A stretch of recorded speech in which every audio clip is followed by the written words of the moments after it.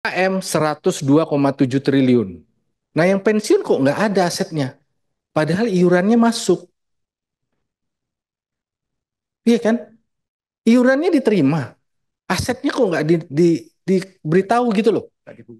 Berapa gitu aset yang dari pensiun itu. Tidak disampaikan. Yang lain disampaikan, itu tidak disampaikan. Jadi ada soal di sini, peserta lebih besar dari aturan BPJS. Nah itu bagaimana? Harusnya kan peserta menanggung lebih kecil nih harusnya.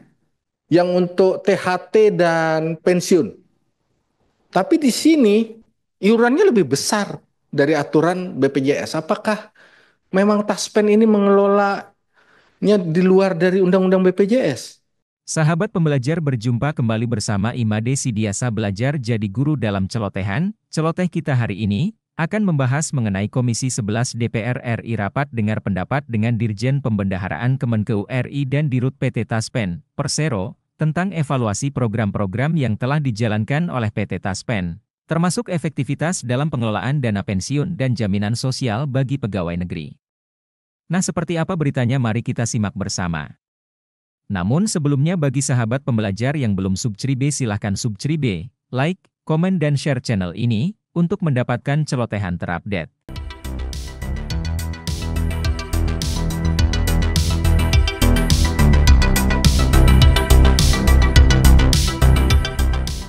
Pertama saya ingin klarifikasi data dulu dari paparannya Pak Prima tadi di bagian tambahan data. Coba ditayangkan slide kedua tambahan datanya tadi. Lupa like, comment, subscribe, dan share.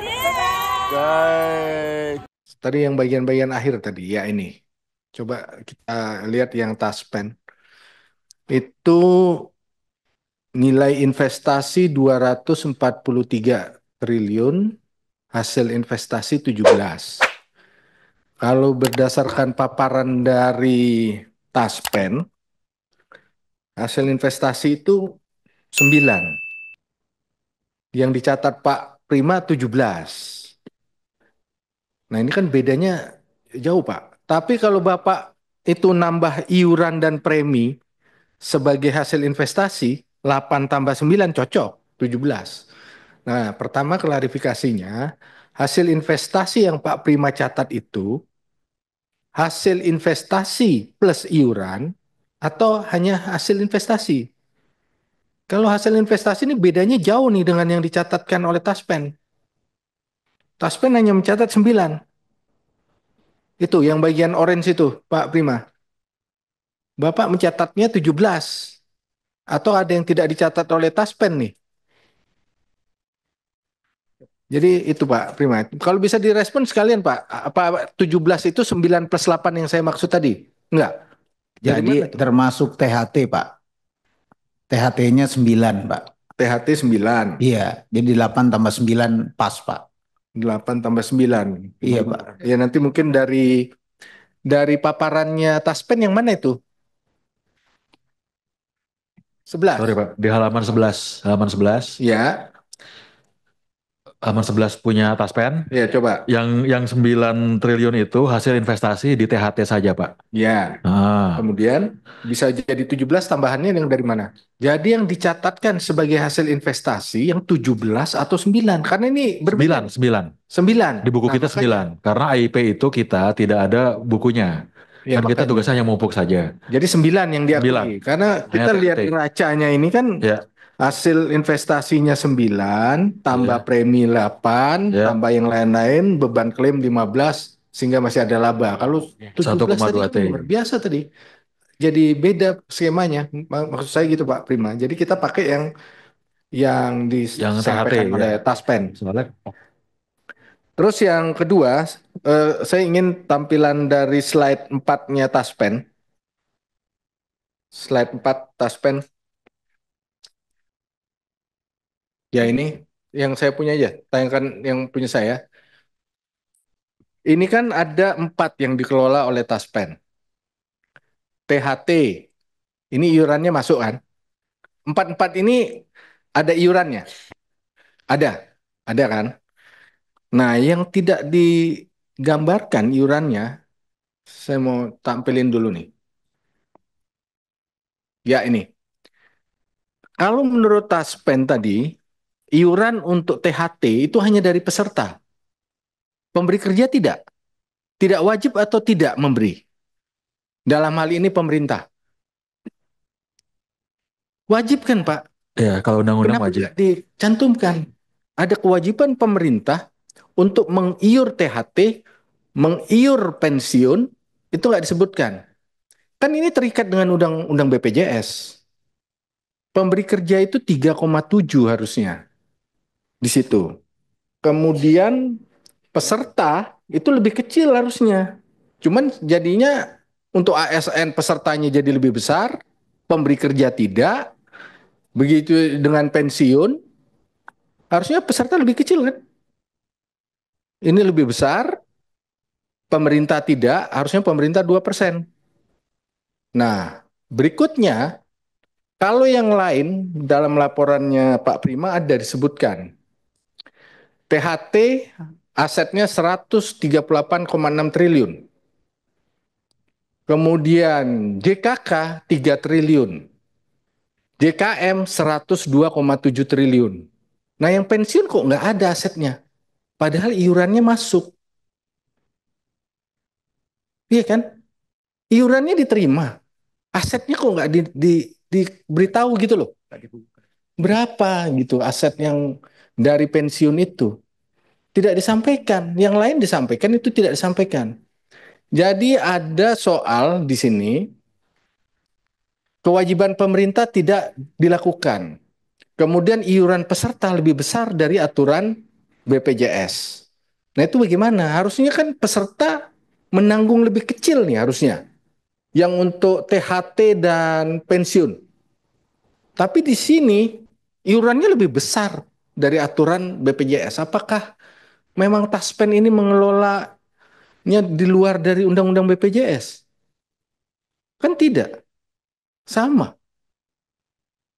Jadi itu nanti tolong di ini. Kemudian yang kedua, coba tayangkan Undang-Undang BPJS pasal 65. Nah ini nih, Undang-Undang BPJS tahun 2011, Undang-Undang nomor 24, pasal 65 ayat 2, khususnya ayat 2.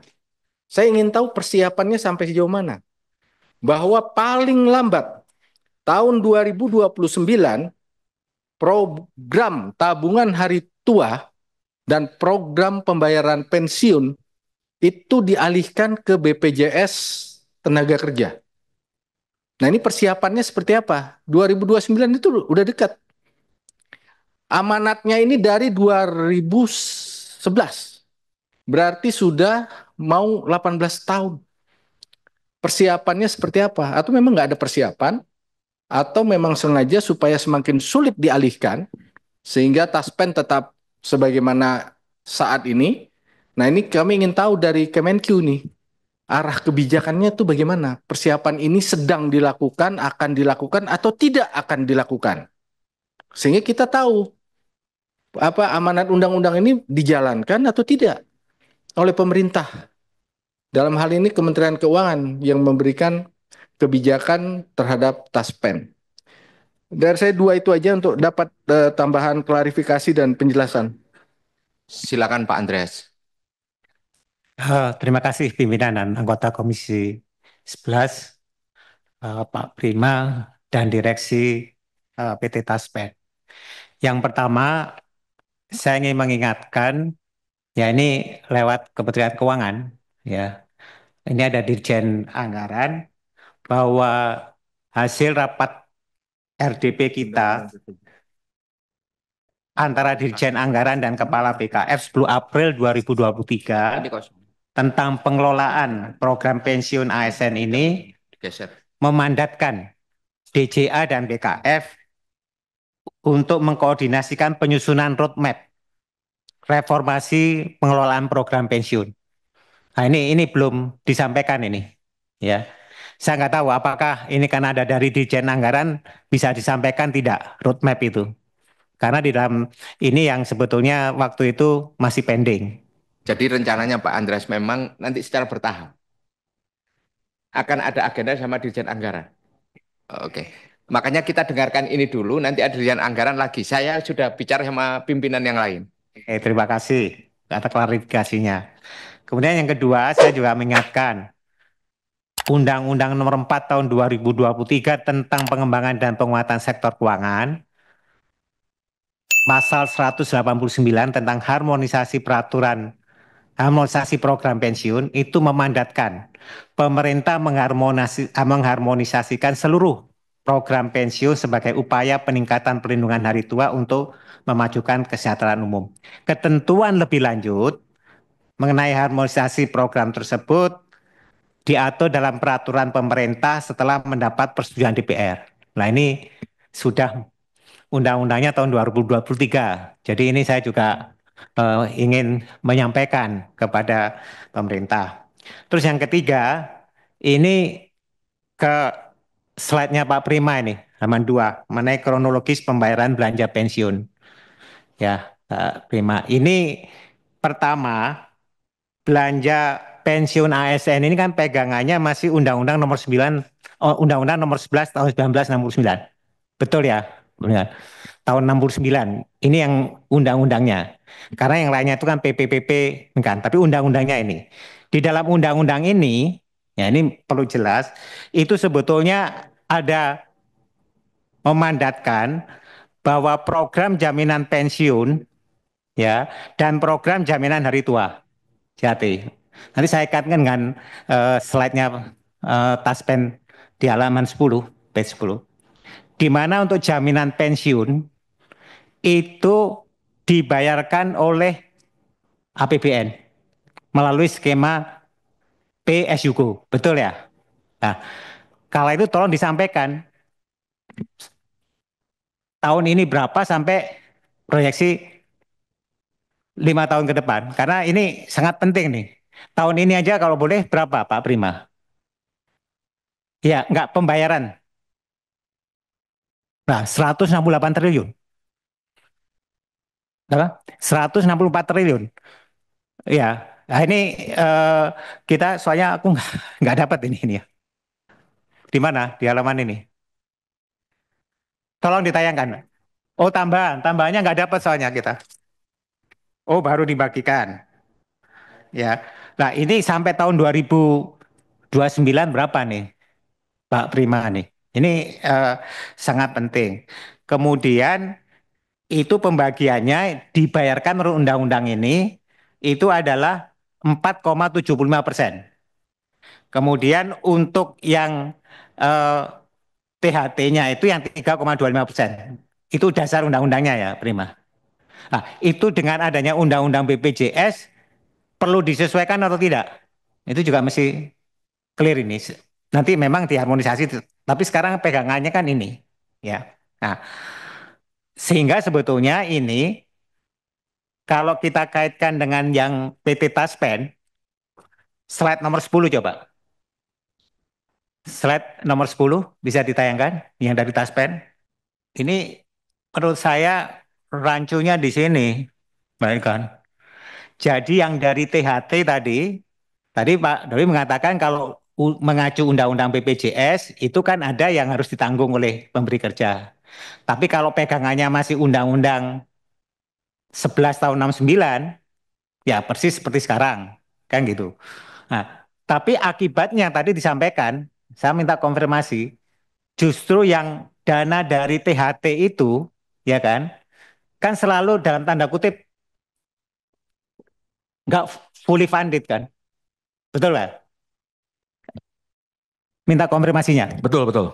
Jadi Bapak ngambil yang dari akumulasi iuran atau dari mana? Dari tetap dari THT, Pak. Funded. Enggak. Nah, itu berarti kan perlu disampaikan itu. Konsekuensi ke depannya gimana? Ya. Nah, ini kan karena ini kan akan nambah terus nih, Pak. Iya, jadi konsekuensinya itu kalau klaim rasio masih seperti ini, antara iuran sama beban itu jomplang ininya, angkanya, itu pasti kedepannya akan berpengaruh sama sustainability di Taspen. Nah, Itulah yang perlu disampaikan sebetulnya dengan skema ini, gitu loh. Ini maksud saya. Jadi ini menyangkut isu sustainability sekali. Pertama ada dua yang di sustainability-nya dari APBN. Ya APBN kan akan nambah terus nih bayaran yang masih iuran pasti tadi, dan sustainability-nya Bapak untuk memenuhi kewajiban di atas. Nah ini saya kira mungkin dua poin utama ini sangat penting harusnya disampaikan ini Pak Prima. Jadi isu kritikalnya di situ sehingga memang program reformasi ini sangat segera untuk dituntaskan. Itu. Terus yang terakhir ini saya tadi menggarisbawahi apapun juga yang dilakukan transformasinya di tempatnya Pak Prima. Saya coba satu aja concernnya Pak. Apa lesson learn yang diterima oleh Kementerian Keuangan dalam hal ini Bapak dalam pengawasan Taspen dan Asabri ini Pak? Kan kalau kita lihat organ good corporate governance-nya kan luar biasa. Pengawasnya Taspen ada berapa banyak Pak? Diperiksa juga oleh OJK kan? Ya kan? Ada juga khusus termasuk di situ ada lembaganya, organnya itu selain punya SPI, selain punya ini ada Dewan Pengawas juga kan? Di situ Kementerian Keuangan. Kenapa kok kejadian ini masih terjadi? Itu sebetulnya yang utama yang mesti harus disampaikan, dan dengan katakanlah segala upaya tadi bahwa dipastikan ke depan itu tidak akan terjadi. Itu sebenarnya yang paling penting. Saya kira demikian pimpinan. Terima kasih. Terima kasih Pak Andreas. Eh, Demikian pertanyaan saya, ada beberapa pertanyaan Pak, sedikit saja Pak. Minta tolong yang slide nomor 5 dari Pak Prima, dari Pak Dirjen. Slide nomor 5 ini menarik Pak, karena akan slide nomor 5 ya. Ini peran DJPP kan ini akan ada proses ke depan, existing dan ke depan. Ke depan ini kapan Pak? Tahun ini, berarti kan bukan ke depan Pak. Berarti tahun ini kan.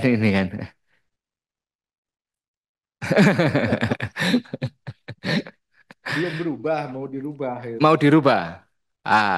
Ini. Nah, kalau dari gambar ini kan kelihatan sekali, Pak.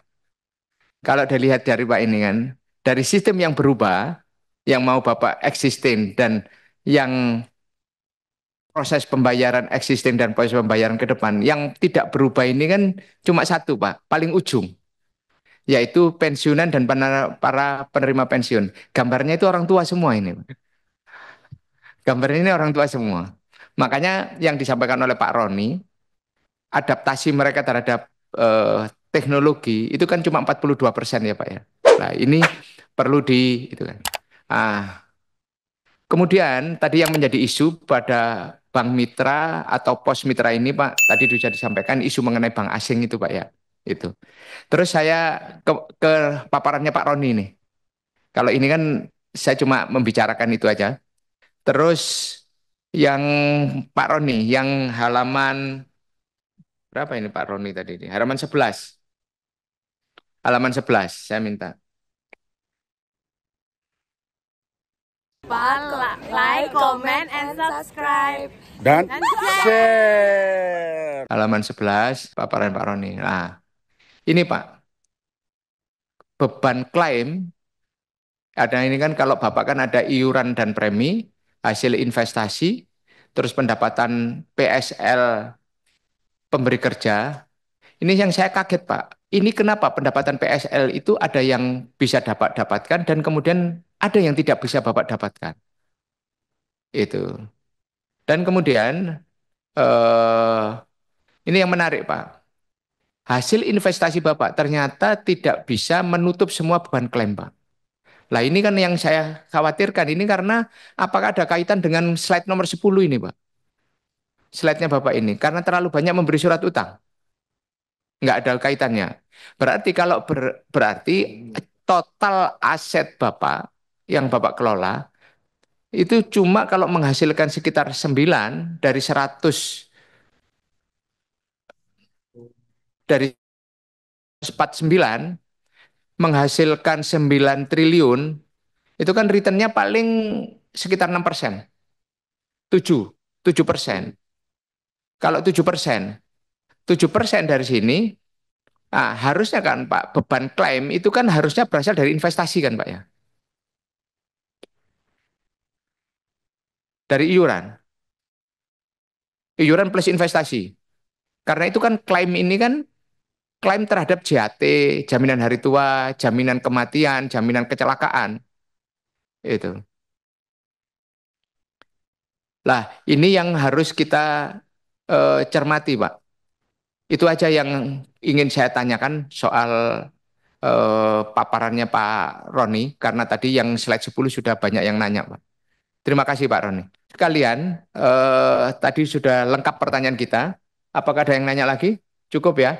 Silakan Pak Prima, Pak Dirjen, dan Pak Roni nanti kalau perlu memberikan jawaban, silakan diberikan jawaban, dan setelah itu kita bikinkan kesimpulan, Pak.